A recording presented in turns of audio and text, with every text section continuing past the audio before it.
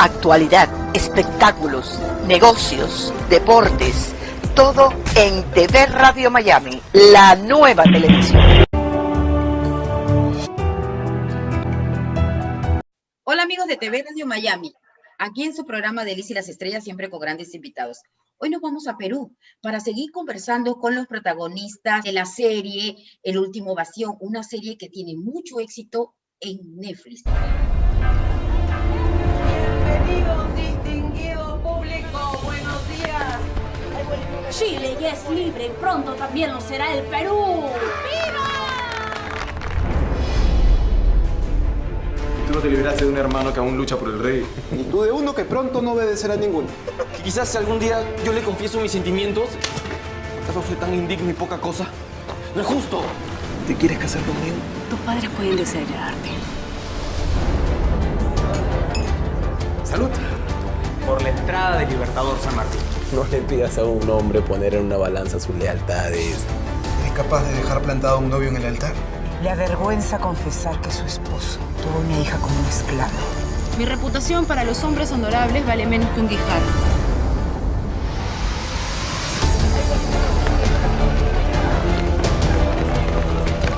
Los artículos que escribes son cada vez más osados. ¿A dónde vas?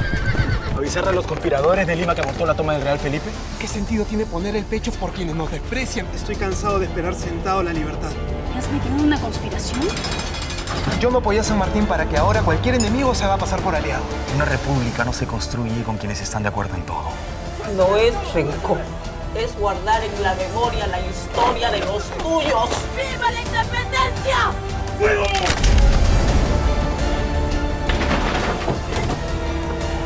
Tu nombre no quedará escrito en la historia, Paco.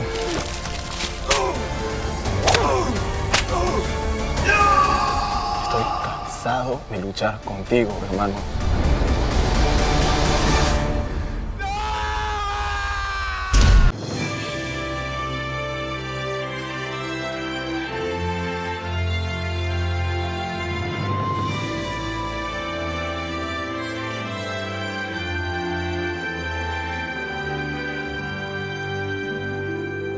Hoy estoy sumamente contenta y feliz porque tengo al director y productor Marcos Moscoso y tengo a los guionistas espectaculares que han trabajado mucho con esta narrativa en esta gran serie, que es nuestra querida María Luisa Adriancén y su hermano, que es Eduardo Adriancén. Qué gusto tenerlos en esta su casa de TV Radio Miami. Hola Elisa, ¿cómo estás? Igualmente, gracias a ti. Saludos a toda la gente que está por allá en Estados Unidos, en toda la gente a la que tú llegas, todo tu público latino de allá. Y muchas gracias por la entrevista, así es. Marquitos, una gran producción que está teniendo tanta acogida y que está demostrando al mundo entero los grandes actores, esas grandes series que pueden ser producidas por ese talento y profesionalismo peruano, que es lo que se tiene que enseñar al mundo, que ver las producciones y ver ese talento actoral de tanta gente tan importante que está trabajando en esta gran serie que ha sido producida y dirigida por nuestro querido Marcos Moscoso. ¿Cómo se formó esa gran idea de realizar esta gran producción considerando que es un tema histórico y épico? Sí, bueno, mira, un poco mi acercamiento con el proyecto nace a raíz de una invitación que me hace María Luisa y en eso ella después, de hecho, va a ahondar un poquito más, pero cuando yo me involucro en el proyecto ya estaba la idea de generar la historia de la familia Robles ambientada en el siglo XIX, en este proceso de independencia, que ya venía de un proyecto anterior, ¿no? Que ya venía de un proyecto anterior que era una serie que también hicimos con Mayu y con Eduardo, que se llamaba Nuestra Historia, que también es un producto que fue generado por TV Perú. Entonces, y de ahí es que empezamos a construir juntos un poco el camino para contar esta historia, como te digo, ambientada en la época y que además contaba de alguna manera el proceso de la independencia. Por eso quiero que Mayu complemente un poco esto porque claro, ya como te digo, cuando ya yo me involucro en el proyecto, la idea ya estaba ahí, ¿no? Entonces, Ya ella nos va a contar el puesta. proceso previo. Claro. Mayu, antes que nos expliques un poco de esta producción, dime, ¿esta historia, fue creada exclusivamente para el bicentenario de la independencia del Perú o esto ya venía de hace mucho tiempo? La idea viene a raíz del bicentenario, o sea, un poco que el bicentenario es el marco, digamos, en el cual nos movimos para crear la historia. Nosotros venimos trabajando en series de ficción con TV Perú hace ya varios años. Comenzamos nuestra primera producción en el año 2011 y fuimos haciendo varias historias de ficción. La anterior al Bastión es una historia que se llama Nuestra Historia, como comentó Marco, que trató sobre la segunda mitad del siglo XX acá en el Perú. En Lima es una historia de 5 familias, y un poco que a raíz de esa experiencia que el concepto de la serie es un poco articular los procesos sociales con las historias de ficción, un poco que cada uno de nosotros es hijo de nuestro tiempo, del espacio, del tiempo en el que vivimos, y los procesos históricos afectan nuestra vida. La idea del Bastión es la misma, pero trasladada al periodo de la independencia. Sí, el trabajo previo al último Bastión, que se llama Nuestra Historia, que si desean la pueden ver, está en YouTube toda colgada, son 80 episodios, está del 1 de 80, que fue producción también de TV Perú, de la televisión estatal. Es la experiencia previa a eso, y también, como dice María Luisa, ahí hablamos de lo que era toda la sociedad peruana, los conflictos sociales entre el año 78 y 2000, a través de la vida de 5 familias de clase media. En el Bastión, la familia Robles nuclea también a varias otras familias que viven el proceso de la independencia, relacionándose entre sí, y lo que nos permite ampliar muchísimo el abanico de posibilidades dramáticas dentro de lo que sucede en la época de la emancipación. Ahí son 7 años. El último Bastión empieza el año 17 y acaba el año 24. Son 7 años en los cuales pasó de todo en el Perú, y todos los personajes del último Bastión, de alguna forma, alguno de ellos siempre se relaciona con lo que sucedía. Básicamente en Lima, ¿no? Porque nuestra historia se centra en el barrio La Magdalena, en Lima, en la capital. Pero es justamente ese concepto, ¿no? Las personas, las familias, los seres humanos involucrados en la historia que les pasa por la vida cotidiana. Claro, claro. ¿Qué tan complejo fue sincronizar la trama histórica de la independencia, o sea, ajustado al drama de una narración dinámica y creativa para los espectadores, pues, ¿no? Lo primero es básicamente investigar, eso es inevitable. Claro. Investigamos muchísimo, trabajamos con la ayuda y con el concurso de historiadores, por supuesto. Y es un poco leer y leer. Leímos una cantidad enorme de libros y en función de ellos fuimos armando una columna vertebral de los hechos históricos vitales que de todas maneras teníamos que contar. Y a través de esta columna, digamos, fue que fuimos enlazando las historias de los personajes de ficción. Hay algo que es interesante con el Bastión, y es a la hora que revisamos la bibliografía, no solo encontramos los hechos, digamos, en términos de las grandes batallas de los héroes, sino también encontramos historias mínimas de personajes de a pie, que más o menos es lo mismo que le pasa a nuestros personajes. Entonces nosotros, por ejemplo, podíamos encontrar en el Tribunal de Secuestros, que era una institución importante durante la independencia y la colonia. Entonces, por ejemplo, encontramos un caso. Ese mismo caso es lo que luego le sucede a uno de nuestros personajes. O en unos libros que hay sobre unos análisis de las haciendas en Lima, también encontramos varias pequeñas historias de esclavos, que son más o menos lo mismo que le pasa a nuestros esclavos. Entonces, hemos inventado, sí, o sea, inventado en términos de construido ficción, pero sobre bases reales, sobre historias que verdaderamente sucedieron. Sí, y eso le da como un encanto especial, ¿no? Honestamente, a mí me encanta escribir época. En realidad, digamos, en el Perú, me parece que debo ser el que más época ha escrito, en verdad. O sea, hemos hecho novelas ambientadas desde 1561, imagínate. Claro. Entonces, no es algo que a mí me encanta. A mí me encanta el vocabulario. Bueno, yo sé que desde pequeño tú escribías, desde que tenías pues chiquitito, tú naciste escribiendo prácticamente, ¿no? Así escribiendo y haciendo, que era para ti, ¿no? Y que luego, bueno, gracias a Dios lo llevaste a la televisión, pero estamos hablando de que tenías 9, 10, hacías ya tus telenovelas para ti, escribías tus telenovelas, ¿no?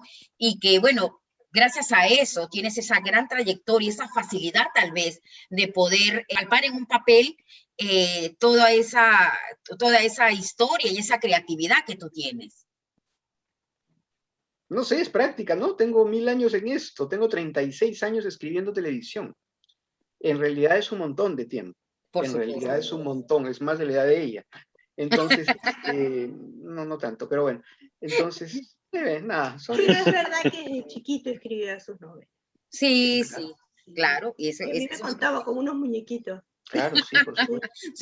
sus telenovelas. Marcos, en términos monetarios, ¿es muy costoso hacer una producción de esta envergadura? Bueno, sí, siempre, o sea, la realidad de proyectos de ese tipo es que la plata nunca alcanza, ¿no? O sea, claro, partiendo de ahí, ¿no? Esa siempre es como, se convierte, digamos, en como una especie de premisa, porque sí, desde el momento que uno empieza a construir una historia, que empieza, cuando nos reuníamos con Eduardo y Mayu, tratando de armar la historia, uno siempre empieza a evaluar y poner, como se dice, sobre la mesa todas las cartas que tiene, y en este caso, de acuerdo a la cronología histórica que había, decíamos, ok, ¿qué contamos?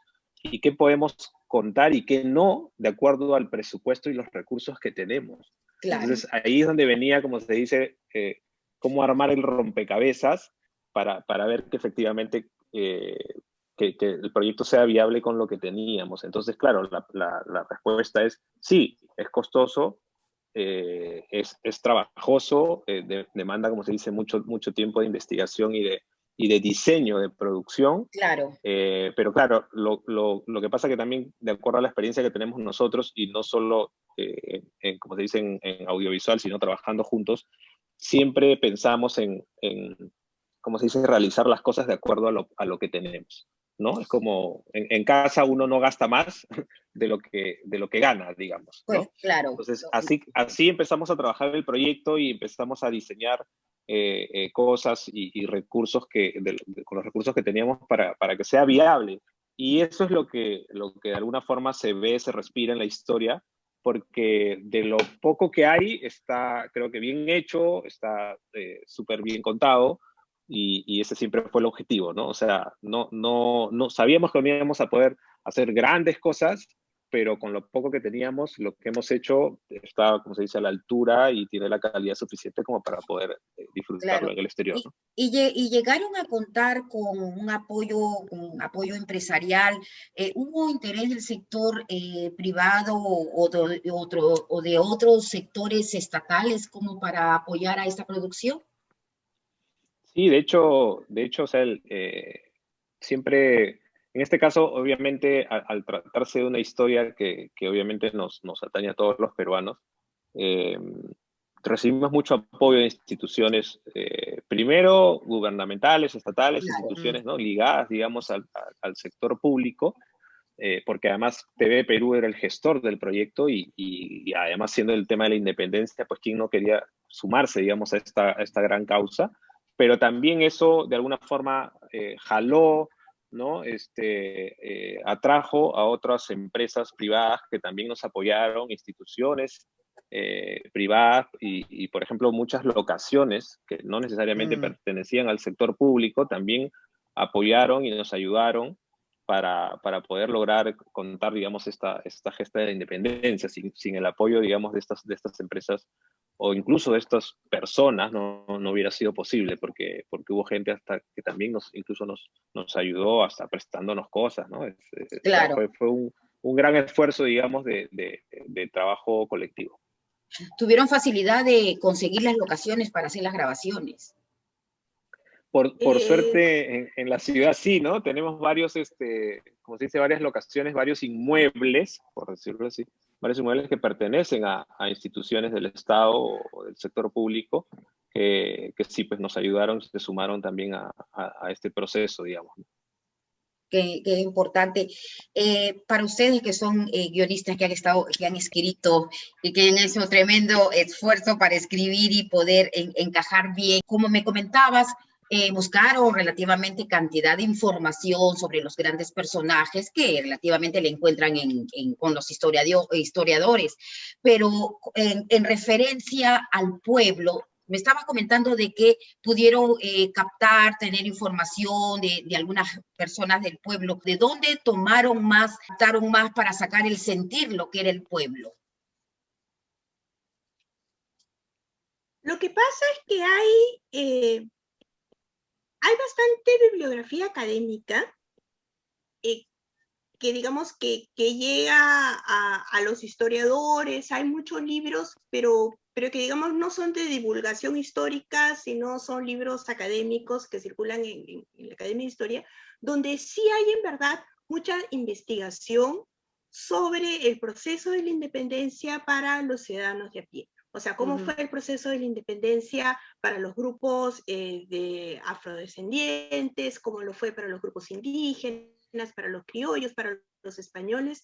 En verdad hay información, pero no es una información que digamos está dentro de los círculos académicos. Claro. Y también revisamos bastantes crónicas de viajeros, que son importantísimas, digamos, para entender el sentir de la gente en la vida cotidiana en esa época.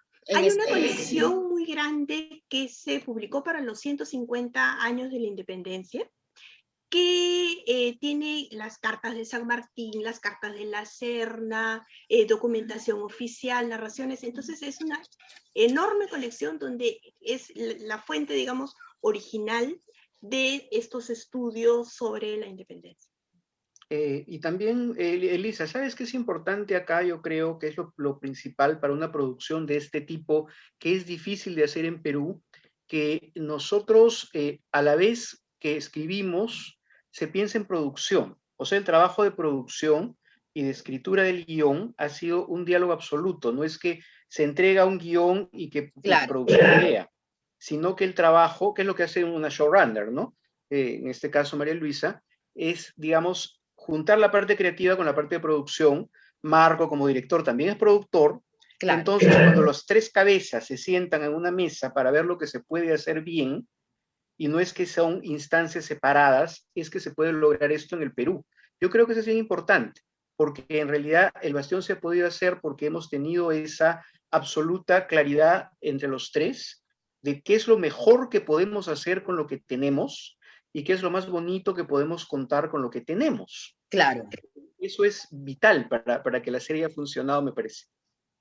Por supuesto que sí, y sí que ha funcionado muy bien porque no te digo que tiene mucha aceptación, es una serie muy bien vista y qué orgullo para nosotros los peruanos que estamos en el extranjero y que hemos hecho una vida acá, el ver ese talento y ese profesionalismo de gente como ustedes, de personas como ustedes, que con lo que tienen, con lo que pueden y como lo hacen tremendas producciones, porque yo creo que si bien es cierto, hay muchas series y hay muchas películas y todo, El Último Bastión, que es una serie histórica, está abriendo muchas puertas para ustedes fuera del Perú, que es muy, muy importante que se den cuenta el gran talento, los grandes guionistas, los grandes productores de que pueden hacer, si tuviesen más, podrían hacer mucho más, si tuvieran la colaboración y el interés de mucha gente que podrían apoyarlos, ¿qué no harían? ¿Cuántos éxitos más no tendrían? Que es tan importante. ¿Cómo fue la selección de los personajes? Porque relativamente, o sea, yo me he divertido con los personajes como que dieron en el clavo con cada uno de ellos. Fue muy difícil escoger porque con tantos artistas y todos tan buenos y tan profesionales cómo eran los castings, qué es lo que buscaban en cada uno de los personajes, tal vez aparte de que se podrían parecer físicamente, ¿qué más lo que buscaban en cada uno de ellos? La energía, creo. O sea, que el actor digamos, transmitiera la energía del personaje. Básicamente creo que eso es como una magia, ¿no? O sea, sí, una cosa importante también es que, si bien es cierto, nosotros cuando empezamos el proceso de preproducción ya teníamos una buena cantidad de guiones, o sea, por si bien es cierto, ya se habían trazado más o menos los perfiles de los personajes en cuanto a la historia, el argumento, pero teníamos una buena cantidad de guiones y más o menos ya, o sea, sí teníamos clara la voz del personaje y claro, ahí el reto era encontrar qué actor podía como se dice, introducirse en ese mundo y como dice Mayu, aparte de la energía y de un poco esta presencia física, también lo que buscábamos era que de alguna forma pudieran, como se dice, transmitir esta forma de contar las cosas, de hablar, de expresarse, ¿no? Y para eso, por suerte, en el Perú tenemos muy buenos actores, tenemos grandes actores y uno de los problemas que tuvimos al inicio en realidad fue que pudiéramos, como se dice, encajar en los horarios y en las fechas, ¿no? Eso de repente fue una de las limitaciones, porque curiosamente ahora conversaba con Rodrigo Palacios, que es el actor que personifica a Lorenzo, y él me hizo acordar de una cosa que yo ya me había olvidado, y me dice, Marco, ¿te acuerdas que yo no iba a ser el personaje? ¿No? Y yo le digo, no, ¿cómo que no? Sí. Y me dice, sí, es más, me dijo, no voy a decir el nombre, pero me dijo, no, acuérdate, ese personaje lo iba a hacer tal actor, y no pudo, y al final lo hice yo, y ahí recién me acordé de eso, ¿no?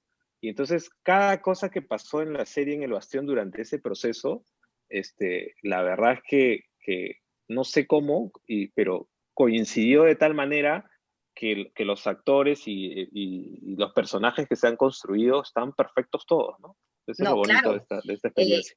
Es que tenían que causar ese impacto, ¿no? Ese impacto al televidente, porque para interpretar los personajes de San Martín, de Bolívar, de las familias, de las mujeres de esa época, de los indios, de los morenos, y todo eso tenía que encajar, como dices, y dar esa energía que nos dice María Luisa, y irradiar que realmente uno crea en el personaje, ¿no? Y eso es lo que ha sucedido, porque yo ahora digo San Martín y me lo imagino al que tengo, al del personaje, y a cada uno de ellos, yo realmente ahora, después que si los veo así, sin el maquillaje, sin todo, no los voy a reconocer, porque para mí son los que han interpretado el personaje. Una pregunta, María Luisa. Tú como mujer que ha escrito estos guiones frente a la realidad de ese tiempo donde la mujer era un objeto de propiedad, ¿te resultó motivante escribir sobre esto, considerando que aún todavía en algunos países, y sin dejar de lado partes de Perú, todavía se mantiene lo del machismo? Un objetivo fundamental de la serie fue trabajar con un elenco más o menos con paridad, digamos, tantos personajes hombres y tantos personajes mujeres, y demostrar que las mujeres en realidad sí fueron una voz activa durante el proceso de independencia. O sea, no lo fueron, no sus nombres, no están en los libros de historia, o están de muy pocos, tipo María Parada Rodríguez. Hay tres. Hay muy pocas mujeres que reconocemos con nombre y apellido, pero las mujeres, por supuesto, sí formaron parte del proceso de independencia, sí trabajaron, sí estuvieron detrás, y eso era fundamental para nosotros mostrarlo en pantalla. Bueno, por ejemplo, hay una anécdota sobre la declaración de la independencia. Nosotros fuimos a buscar la declaración original, y hay 3.000 y tantas firmas, y ninguna mujer firmó. O sea, en ese tiempo era impensable que que una las mujer, mujeres claro. estuvieran involucradas en el espacio público, pero dentro del espacio privado sí trabajaron, por supuesto, y bueno, y el tiempo pasó y ahora estamos metidas en la política y estamos metidas en la ciencia y estamos metidas en el arte y estamos metidas en todos los espacios sociales, y espero que este camino siga para adelante, ¿no? Eso es lo que todos esperamos, porque hay que seguir. Pero fue punto de partida conceptual, Elisa. Sinceramente, a nosotros, a ambos, no, y a Marco tampoco, no nos interesaba contar una historia de hombres que hacen muchas cosas y son muy, ¿no? Célebres y salen en los libros y en las láminas, Claro. sino contar la historia de la gente, y la mitad de la gente son mujeres. Tan simple como eso, ¿no? Entonces, la mitad de la independencia, la mitad de cualquier momento histórico, social o político, la mitad de las personas son mujeres. Entonces, obviamente, sí, se pensó desde el principio en personajes, en paridad de personajes, en personajes que no sean de relleno, que no sean mujeres que solamente eran esposas que lloraban o esclavas Claro, que sufrían y todo, claro. Sino que tengan una historia, tengan una función, tengan cosas que hacer, tengan trama, tengan personalidad. Y eso, sinceramente, creo que también es parte, yo creo, de cómo funciona la serie. O sea, no es una serie que ninguna mujer ve pensando, hay una serie donde hablan otra vez de los militares famosos, otra vez de los héroes que todo el mundo tiene, que tienen monumentos, sino están hablando de gente que puede haber sido yo, una esposa como yo, una hija como yo.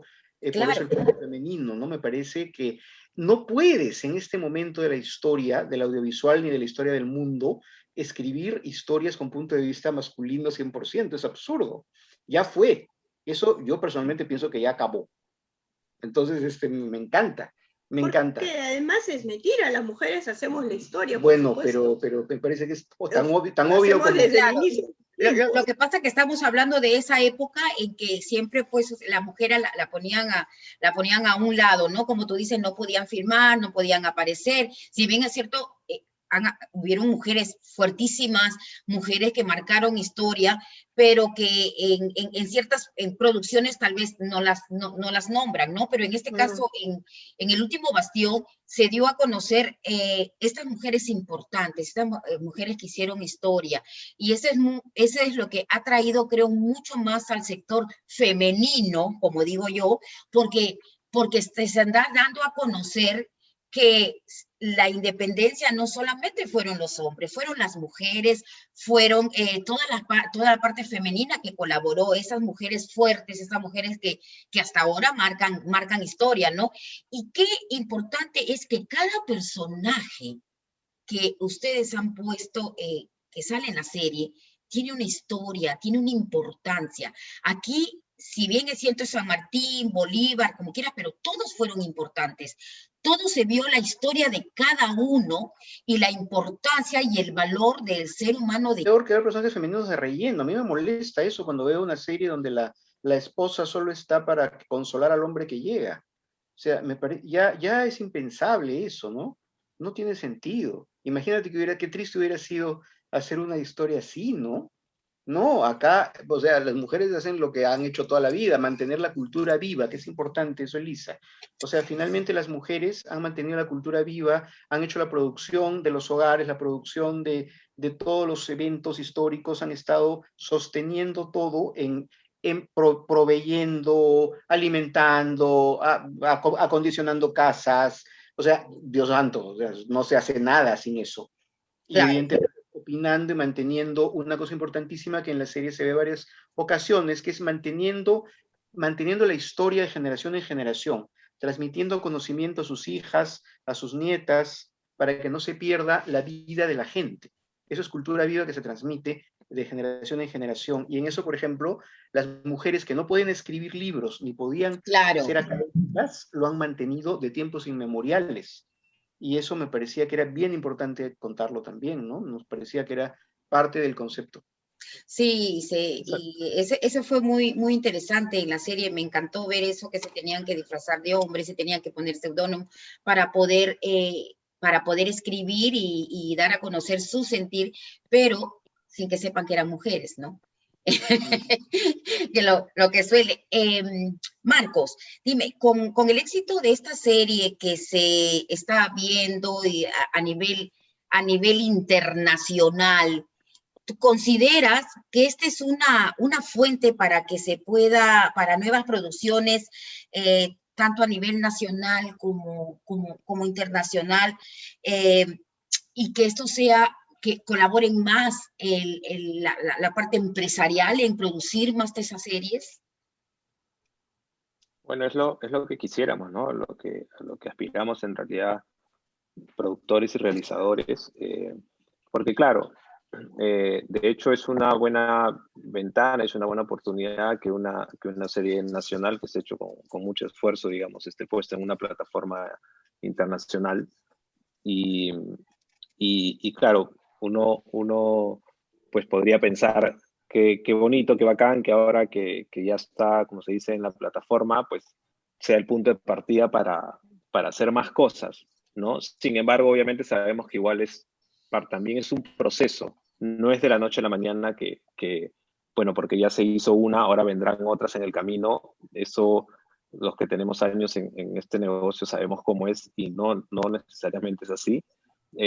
Implica mucho compromiso, mucha tenacidad para seguir detrás de los proyectos y para que no solo las empresas privadas se sumen, sino también contar con algún tipo de apoyo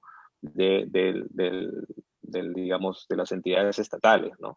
Entonces, nos gustaría que sí, que esto replique y ayude a que otras producciones puedan también tener las mismas oportunidades, pero pasa también porque haya gente que se arriesgue, que gente que quiere invertir y gente que crea en los proyectos. A veces hay proyectos muy buenos que se quedan ahí en el escritorio porque nadie se anima a darles esa oportunidad o a sumar esfuerzos para poder realizarlos, ¿no? Si quiere realizar, aunque sea la primera parte, que es de repente un programa piloto, como sucede, por ejemplo, ahí en Estados Unidos o en otros sitios. Entonces, ese es como se dice, una de las primeras vallas que hay que saltar para poder lograr eso. Sin embargo, obviamente, esta es una muy buena oportunidad, es una de las primeras y lo agradecemos porque también obviamente nos da gusto que hayamos sido nosotros los que demos este punto de partida, ¿no? Pero no es fácil, no es tan fácil como parece.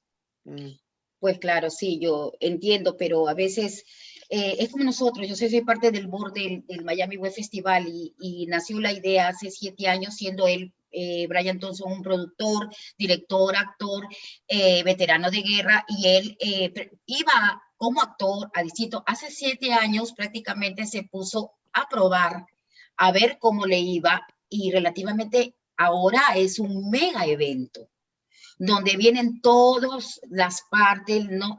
Cada año es la cantidad de películas que se presentan y que aparte es un mega evento donde se reúnen los productores, directores a nivel mundial, vienen de la China, de la India, de Japón, de Italia, donde se realizan estos festivales, ¿no? Todo país donde se realizan festivales están acostumbrados ahora a ir, lo que es este año que se lleva a cabo el sábado 12 de junio, que se va a llevar a cabo la premiación, pero son 2 días, o sea, es del 10 al 12. Del 10 el 10 y el 11 vendría a ser charlas que dan. Los directores pueden dar charlas para que tengan conocimiento de dónde son los productores que vienen, qué es lo que han hecho, qué es lo que están haciendo.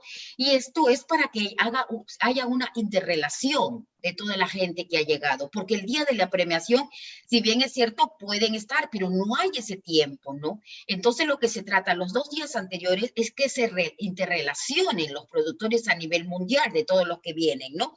Porque de ahí surgen, y fíjate que nosotros lo comenzamos hace prácticamente 7 años, y que íbamos a pensar que íbamos a llegar a este punto donde vienen actores de Hollywood, donde viene gente muy importante. Es una ventana al futuro, ¿no? Donde vamos a tener la suerte este año de que ustedes están premiados como serie, como productor y director, Marco Moscoso, Eduardo y y Mayú te dicen, ¿no? Pero María Luisa, María Alicia, ustedes están premiados como grandes guionistas también y que para nosotros, yo como te digo, orgullosamente peruana, voy a estar feliz de ver a mis compatriotas ahí junto a tantos directores y gente importante que llega y que ellos vean la calidad de actores, de productores, ese gran talento que el Perú tiene, ¿no? Que es muy importante que la gente de afuera vea no solamente la serie, sino que pueda conocer a sus productores y a sus escritores y a todos los que han participado dentro de esta serie, ¿no? Porque, como digo, Sí, es una ventana, una ventana al futuro. Aparte de eso, ¿se viene otra temporada? ¿Va a haber otra temporada? Porque nos hemos quedado con las ganas, ¿ah? Entonces, yo estoy esperando, yo digo, esperemos que venga otra temporada, porque nos hemos quedado con las ganas de seguir, así como tantas películas que han Karate Kid, por ejemplo, ya se va por su tercera temporada cuando ya tienen, imagínate, no sé si ya la han visto la tercera temporada y ellos tienen más de 50 años, ya tienen sus hijos, todo. Qué lindo sería que si se contase, digamos, con el apoyo empresarial, privado, que te digo particular, de la gente, puedan lograr sacar otra temporada. Ojalá. Sí, ¿Cómo será? Sería interesante, pero bueno, lamentablemente como estamos viviendo un año o unos años ya, pues ya estamos entrando en el segundo año un poco complicados, y no olvidemos también que por lo menos en el Perú, ahorita justo estamos entrando en un proceso de elecciones, que también eso, como se dice, complica un poquito más las cosas para el entretenimiento en todo caso. Entonces habrá que esperar un poco a ver si se da o no se da. Para ser sincero, claro, es un producto que para el Perú es costoso y es difícil, digamos, encontrar un financiamiento, ¿no? No acostumbramos, en todo caso, dentro de lo que producimos en Perú, a hacer época, y eso de plano ya es como más complicado. Pero bueno, y evidentemente sí, pues son proyectos que tardan, ¿no? Es verdad. Pero es verdad que es el primer proyecto que ha entrado a una plataforma internacional. Sí, eso es lo bueno.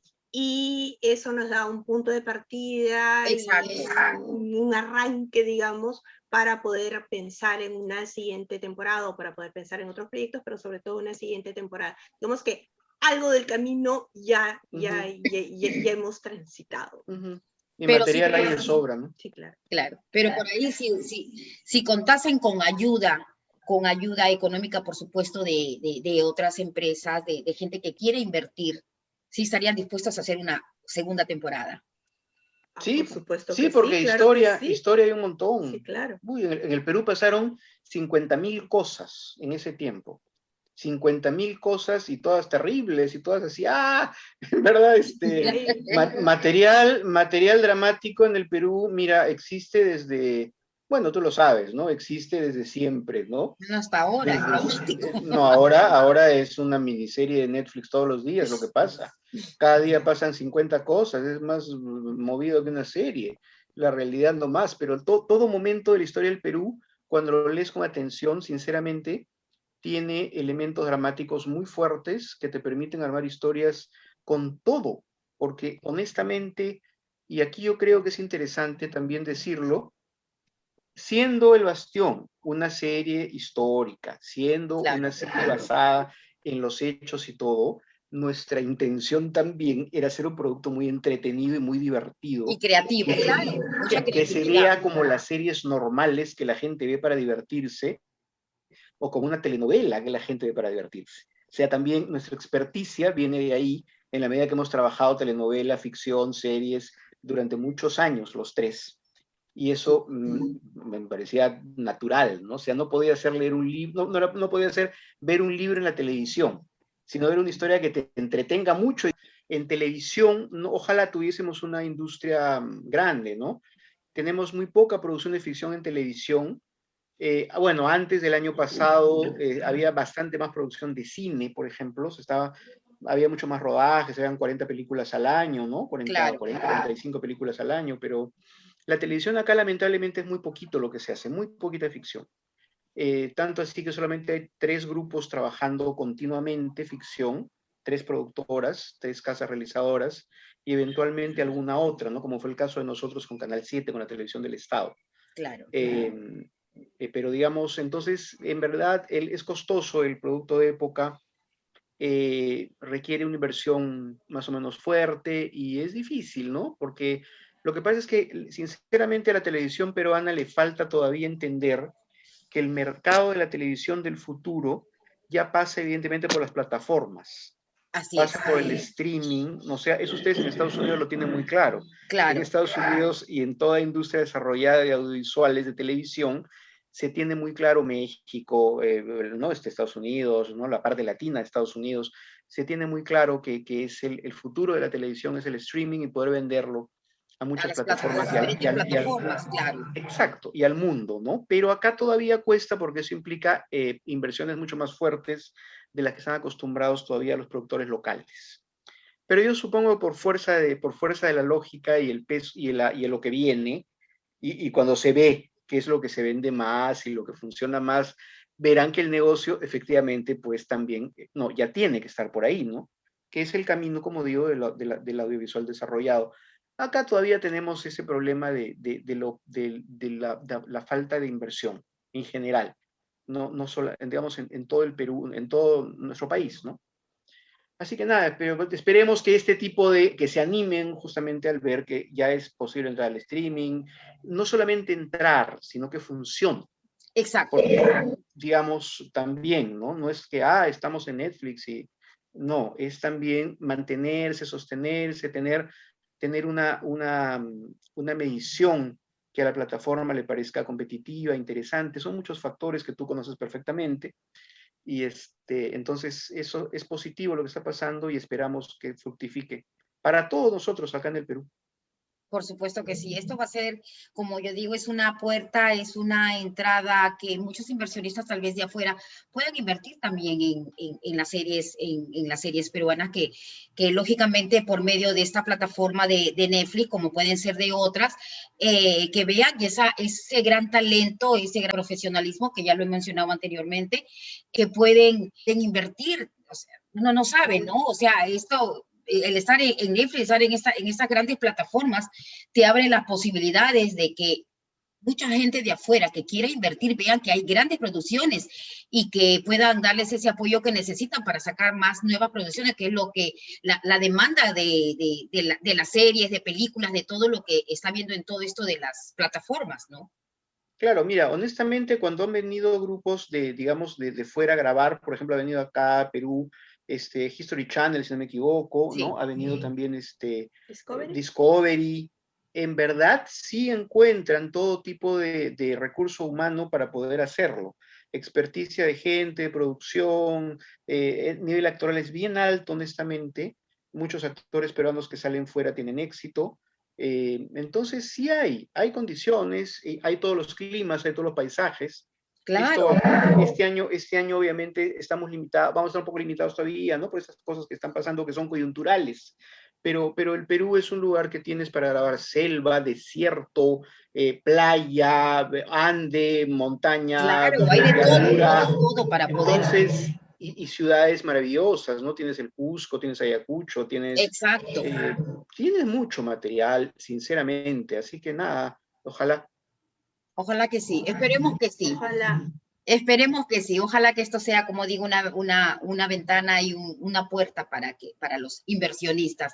Me dio mucho gusto tenerlos aquí en TV Radio Miami. Marco, muchísimas gracias por habernos abierto la puerta de tu hogar y permitirnos esta pequeña entrevista para conocer un poco más de esta gran producción que, como te digo, está con gran éxito en Netflix, tiene mucha audiencia y comentando con amigos periodistas de trayectoria acá muy conocidos, les ha encantado la serie. Así están muy pendientes y la verdad me siento, como te digo, orgullosamente peruana. Gracias, Eduardo.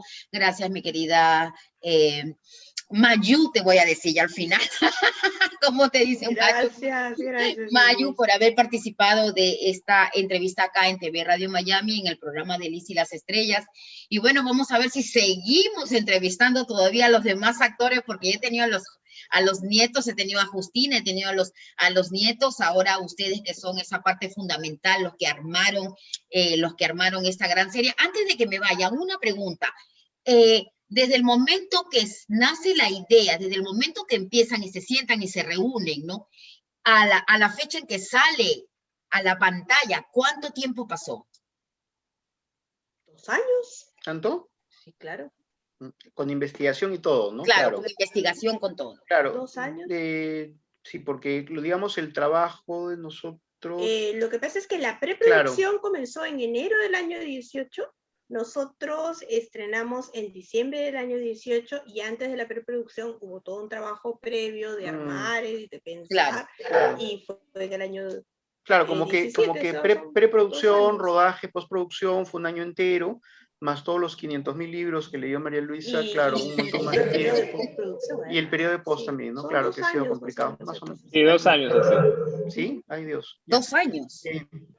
Elisa, muchas gracias a ti por la difusión de su trabajo por allá, y muchas gracias por ser este puente tan bonito con toda la gente que está allá, con los compatriotas por allá y que conozcan y la difusión de su trabajo y en una plataforma tan importante como es Miami, ¿no? Que es obviamente el centro de la cultura latina en Estados Unidos y es básico para lo que es el futuro de las audiovisuales para nosotros y todos los países de este lado. Así que gracias a ti, de verdad. Está bien, gracias. Gracias. Muchas gracias. Gracias. Gracias a ustedes por haber participado acá en TV Radio Miami en el programa de Alicia y las Estrellas. Muchas gracias. Muchas gracias. Un gusto. Saludos. Gracias, Marco. Gracias y saludos a todos por Miami. Claro que sí. Gracias. Elisa, gracias.